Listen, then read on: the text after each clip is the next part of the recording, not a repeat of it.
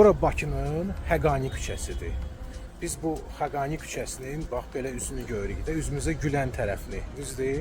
Görürsüz, yəni ki, küçə çox saylı restoranlardan ibarətdir, kafelərdən və restoranlardan. Bu isə yaşayış massividir.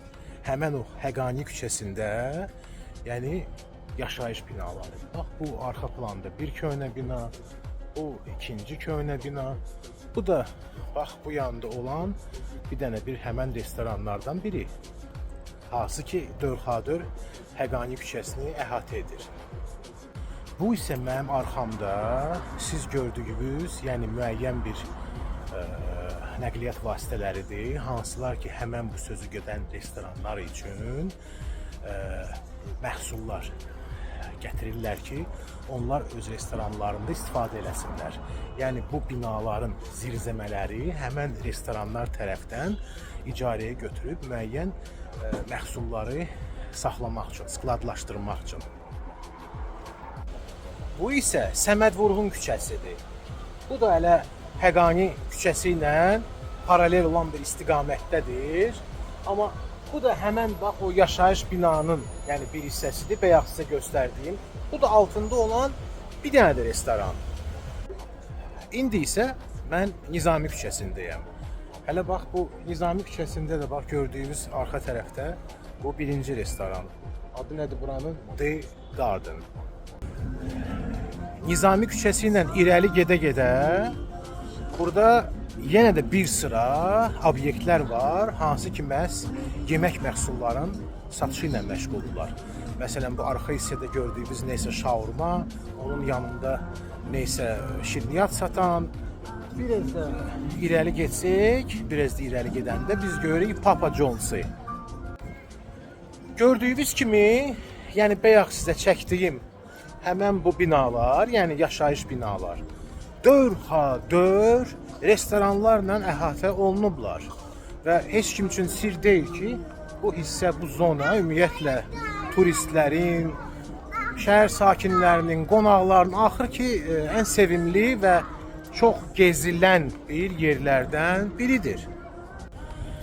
İndi isə sizə mən bir video göstərəcəyim, hansı ki çəkilib birbaşa burada yaşayan sakinlər tərəfindən.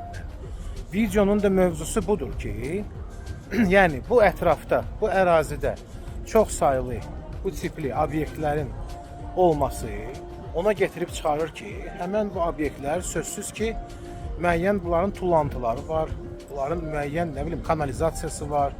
Heç kim üçün də sir deyil ki, son zamanlar Bakının ümumiyyətlə, yəni ki, çox əhalili olmağını nəzərə alsaq, bizim kanalizasiya sistemimiz və digər sistemlər axır bu boyda böyük bir axımlara tab getirmir.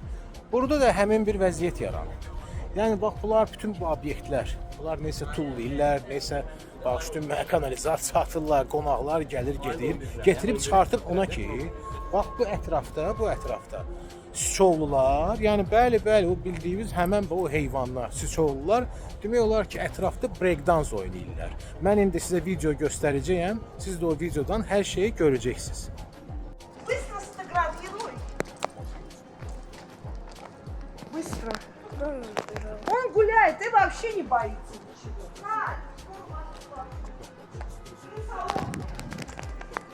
Песни пригодится, Няша. Цыпа, цыпа, цыпа, цыпа, цыпа, цыпа. Цыпа, цыпа, цыпа, цыпа, цыпа.